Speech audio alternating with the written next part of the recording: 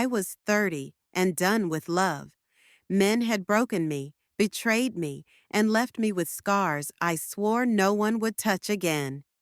But then, a 42-year-old billionaire looked at me differently. His kiss didn't just steal my breath, it shattered every wall I'd built.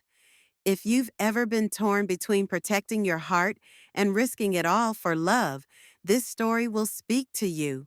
Stay with me until the end, and don't forget to like, subscribe, and hit the bell, because more stories like this are waiting for you. I remember turning 30 and feeling like the world had shifted beneath my feet. For years, I had lived in this cycle of hope and disappointment, of falling too hard for men who swore they would love me forever and then left me hollow.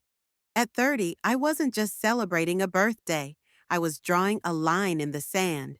That day, I promised myself I would never again let a man have power over me. No one would ever get close enough to break me twice. The truth is, heartbreak doesn't just come from one blow. It's not a single explosion. It's a series of cracks, little betrayals that pile up until you can't tell where your trust ended and your fear began. I'd been lied to, cheated on, made to feel like I wasn't enough, even when I gave everything I had. And when you go through that often enough, you learn to build walls around your heart so high that no one can see over them. I still remember the last time I walked away from a man. His words cut so deep I could feel them echo in my bones. He told me I was too much, too demanding, too emotional, too strong for him. And yet, the irony was that he was never strong enough for me. He wanted me to shrink so he could feel bigger, but I refused. When I left, I carried not just the weight of his betrayal, but the decision that it would be the last time I allowed anyone to dim my light. By the time 30 arrived, I was hardened, but also strangely free. People think loneliness is a curse, but when you've been through heartbreak, it becomes a kind of shelter. I learned to fill my own silence. I cooked for myself, traveled alone, and sat in quiet coffee shops with a book while couples brushed shoulders around me. I told myself I didn't need what they had. I convinced myself love was overrated, nothing but a story that ended with disappointment. And yet, there was still a small ache in me, a whisper I tried to silence. It asked late at night if I was truly free, or if I was just hiding from the possibility of love. I shut that voice down again and again. Strength, I told myself, meant never bending, never surrendering, never letting another man close enough to see my scars. That promise became my shield. Friends would laugh and tell me I was too guarded, that maybe I was missing out. But they hadn't lived my story. They hadn't seen me crying in the dark, begging for answers when the person I trusted most was holding someone else. They hadn't stood in my shoes, realizing the love you believed in was nothing but a mask. So, I wore my independence like armor. Outwardly, I was polished and confident. I built my career, managed my own money, walked into rooms without needing anyone's approval. People admired that about me, and I let them. What they didn't see was the cost of it, the exhaustion of carrying everything alone, the secret longing buried under layers of pride.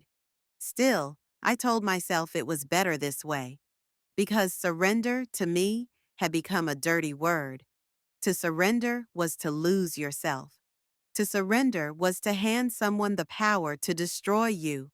And I had already been destroyed once. I would not let it happen again. At 30, I was unshakable in that belief. No man would ever control me again. That was the promise I etched into my heart like stone. I had no idea, of course, that life was preparing to test that vow in a way I could never imagine. It happened on a night I hadn't even wanted to leave my apartment. I was tired, drained, and the idea of being around people felt heavier than usual. But a colleague had insisted I attend a charity event, one of those elegant gatherings where the wine flows, the music is soft, and everyone pretends their smiles aren't hiding secrets. I told myself it was just networking, nothing more. I had no idea my life was about to pivot in a way I couldn't have prepared for. The ballroom shimmered with gold light and crystal chandeliers. Everyone seemed perfectly dressed, perfectly paired, perfectly posed. I walked in, my heels clicking against marble, my confidence stitched tightly over the quiet ache in my chest. I reminded myself I wasn't there for romance. That word didn't even exist in my vocabulary anymore. And then I saw him. He wasn't surrounded by people, the way powerful men often are. He wasn't flaunting his status or commanding the room with arrogance. Instead, he stood slightly off to the side, a glass in hand, watching with the kind of patience that told me he didn't need to prove anything. His presence was undeniable, yet strangely quiet. Something about that contrast pulled at me. At first, I dismissed it. Men like him weren't part of my world. He was older, maybe in his early 40s, his posture strong but relaxed. His suit wasn't just expensive, it was the kind that whispered wealth without screaming it. And when our eyes finally met, I felt something I hadn't felt in years. My breath caught, though I quickly smoothed it over, convincing myself it was nothing. Just a glance, just a moment, but it wasn't. The first time he approached me, it wasn't with a line or with the smooth charm I had learned to distrust. It was with a simple observation about the music playing in the background, as though he wasn't trying to impress me, just trying to talk to me. His voice carried a calm authority, deep and steady, but his eyes, they were warm. Too warm for a man I knew must have seen everything and had his pick of anyone. I kept my guard up, answering politely but firmly, never letting him see past the mask I'd perfected. And yet, there was something disarming about how he listened. Most men waited for their turn to speak. He didn't. He gave me the space to finish, nodding like my words mattered, like I mattered. And in that moment, I hated how much I noticed. When I learned his name, it clicked. He wasn't just another guest.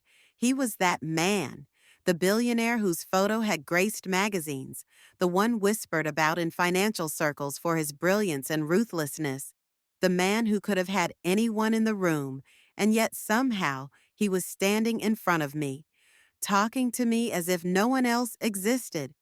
I tried to remind myself of my promise, my vow. No man could get close again, least of all someone with the kind of power he held. Power, after all, was what had destroyed me before. But still, when he smiled, genuine, almost amused at my guarded responses, I felt a crack in the armor I had worked so hard to build. He didn't press for more, didn't invade my space, didn't demand my attention. He simply let the conversation linger, as though he was content just to share a moment. And when I excused myself, thinking I had escaped unscathed, I caught him watching me from across the room, not with hunger, not with entitlement, but with something far more dangerous, curiosity. That was the night I realized that no matter how strong my promises were, life had a way of introducing storms you didn't see coming. He was a storm I had no interest in welcoming, and yet deep inside I already knew I wouldn't forget the way he looked at me. I thought that night at the charity event would fade into memory like every other social obligation I endured. I told myself he was just another wealthy man with an easy smile, another fleeting spark that I would extinguish before it had a chance to grow. But I underestimated him. He wasn't fleeting, he was deliberate. The very next week, I saw him again, this time not at some glittering event, but at a small art gallery a friend had dragged me to. He wasn't the type of man you'd expect to see quietly admiring brushstrokes on canvas. But there he was, standing in front of a painting like it was telling him secrets. When he noticed me, he didn't act surprised. He greeted me as though he had been waiting, as if my presence was no coincidence at all. I bristled, instantly on guard. "What are you doing here?" I asked. Though my voice betrayed a touch of curiosity, he only smiled, that knowing curve of his lips that made me feel both challenged and seen. Maybe I like art, he said simply. Or maybe, he added, lowering his voice just enough, I like running into you. That was the start of his pursuit. Steady, patient, but impossible to ignore. He didn't overwhelm me with calls or extravagant gifts the way men in his position usually would. Instead, he appeared in unexpected places, always with a calm presence that unsettled me more than any grand gesture ever could. One day it was a cafe I frequented, another time at a lecture I attended. It was as if he was weaving himself into the edges of my life, gently, without force, and he never tried to dominate the conversation. That alone disarmed me. He asked questions about me, not shallow ones, but questions that made me pause. What inspired me? What frightened me? What dreams I had left untouched? He listened with a focus so rare, it almost frightened me. I kept telling myself it was a tactic, some carefully constructed charm. But deep down, I could feel it. It wasn't an act. Still, I resisted. Every time I felt myself softening, I reminded myself of my vow. I replayed the betrayals, the heartbreaks, the moments when men had used my vulnerability against me. So I kept my answers short, my walls high. I wanted him to grow bored and walk away like the others had. But he didn't. If anything, my resistance seemed to fuel him. There was a steadiness in him that I couldn't ignore. He didn't flinch when I was cold. He didn't push when I pulled away. He gave me room, but somehow stayed close enough that I always felt his presence, like a shadow I couldn't shake, but one that didn't suffocate me either. And that was the most dangerous part. He respected my space, yet still made me feel wanted. One evening, after another long day at work, I found myself at my favorite little bookstore, the kind of place where I usually escaped into silence, and there he was again, browsing the shelves like he belonged in my world. I couldn't help myself. I laughed, shaking my head. Are you following me now? I teased, trying to mask the warmth that crept into my voice. He looked up, his eyes locking with mine, steady and sure. Not following, he said, just refusing to let you slip away. That sentence stayed with me long after I left the bookstore. He wasn't forceful, he wasn't begging. He was simply stating the truth, that he saw me, and he wasn't afraid of the walls I had built. In fact, he seemed determined to climb them, brick by brick, no matter how long it took. And though I hated to admit it, a part of me was beginning to wonder if maybe, just maybe, I wanted him to. There's always that one moment when everything shifts, the moment when your carefully guarded walls begin to crumble, not because you choose to lower them, but because someone finds the cracks you didn't know were there. For me, that moment came on a night when the weight of my past pressed down so heavily, I could no longer pretend to be unshakable. It was raining hard, one of those storms that makes the city feel alive with chaos. I had left work exhausted, burdened not just by the day, but by a phone call I shouldn't have answered. An old voice, one from my past, had resurfaced, reminding me of all the pain I thought I had buried. The lies, the betrayal, the nights I cried until my chest hurt. By the time I reached home, I felt like I was carrying every heartbreak all over again. And then he called. Him, the billionaire I had tried so hard to keep at arm's length. His voice was calm, steady, as if he could sense my unraveling through the phone. I don't even remember what he said, only that I found myself agreeing when he offered to come by.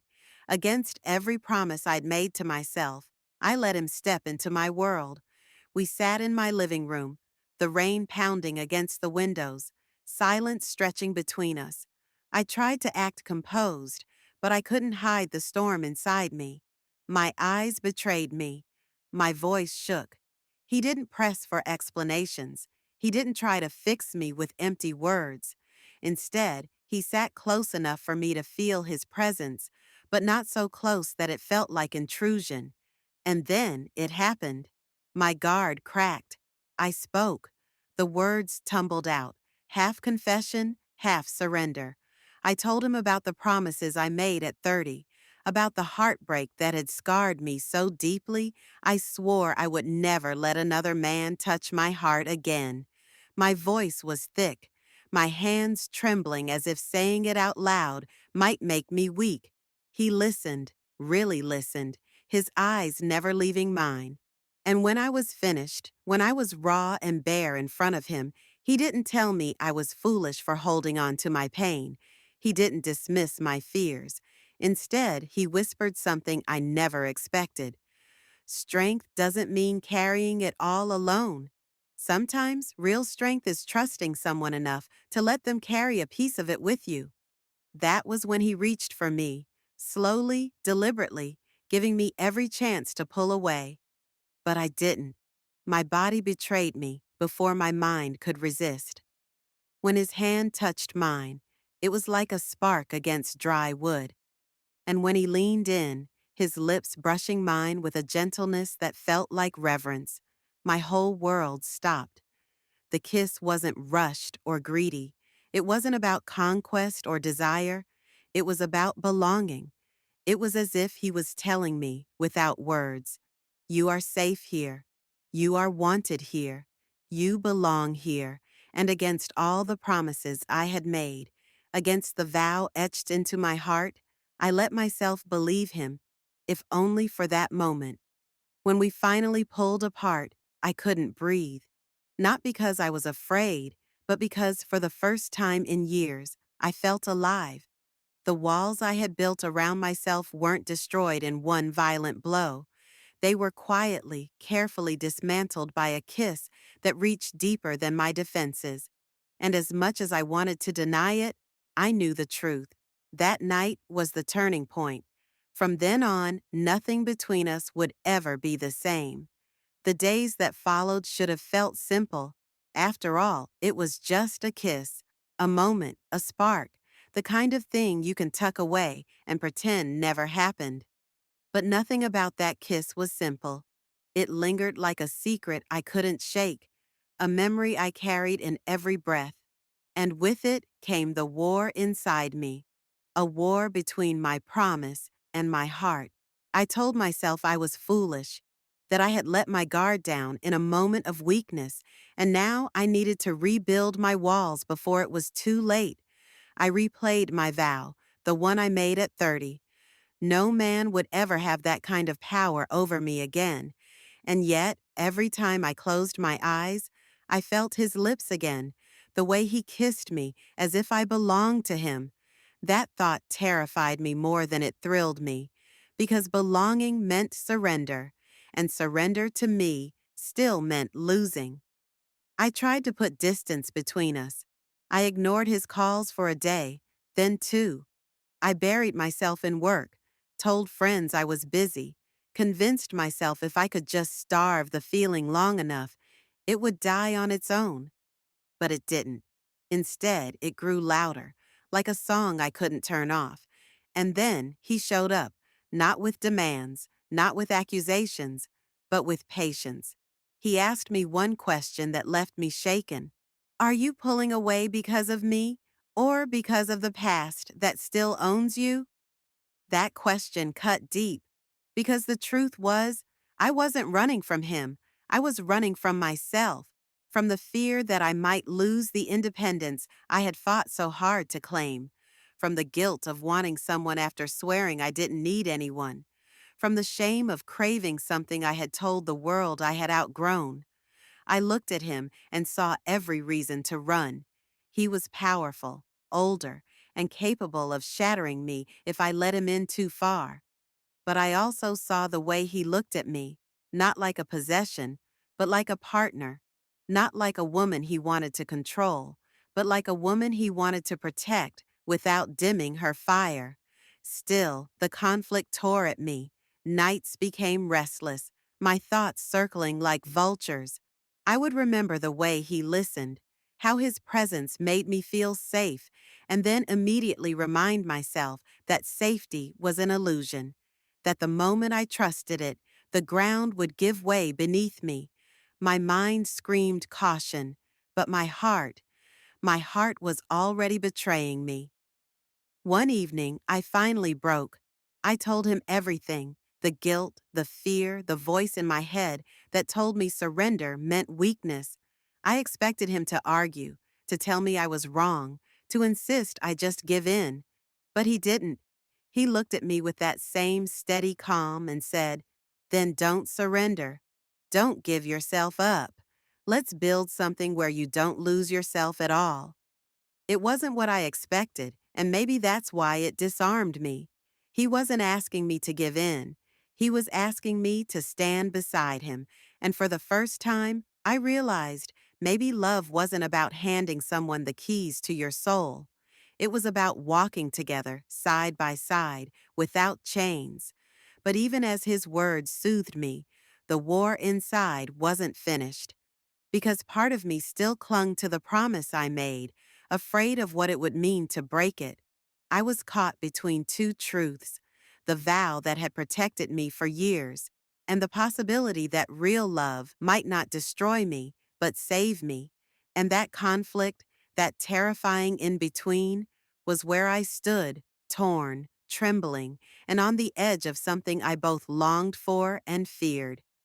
There comes a moment when running becomes more exhausting than staying. I had spent years fleeing from pain, from love, from the possibility of being broken again. But as I stood on the edge of this new chapter, staring into the steady eyes of a man who saw me not as fragile or too much, but as whole and worthy, I realized something. I wasn't afraid of him. I was afraid of what it meant to finally let go of the past.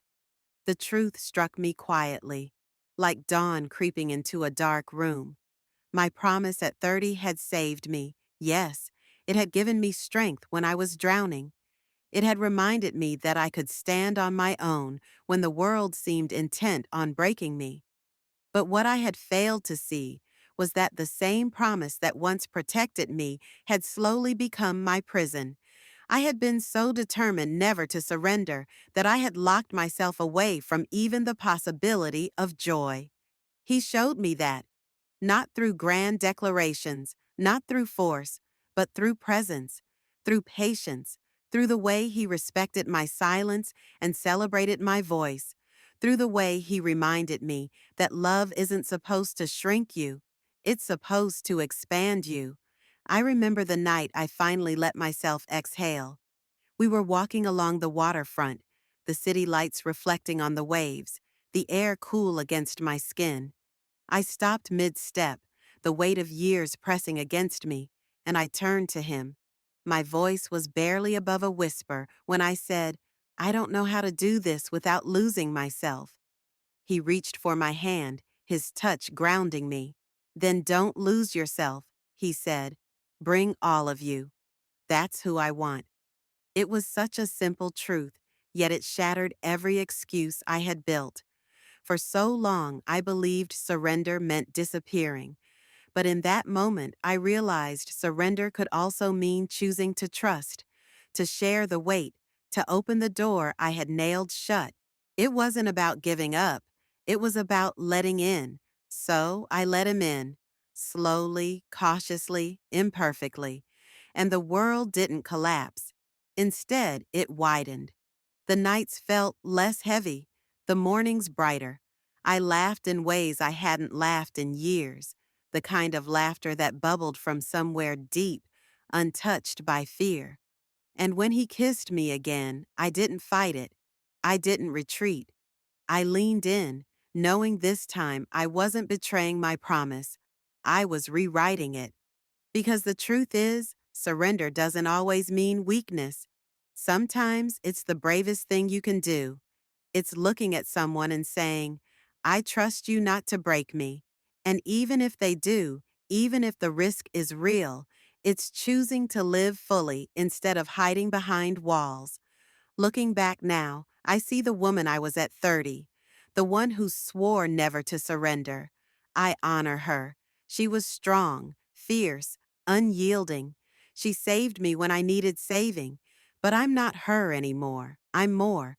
I'm the woman who learned that strength isn't just about standing alone. It's about knowing when to reach out, when to lean in, when to let someone love you without fear. So, yes, at 30, I promised never to surrender. But at 30 something, with a billionaire who kissed me like I belonged to him, I learned the truth. I didn't surrender myself. I found myself. And that made all the difference.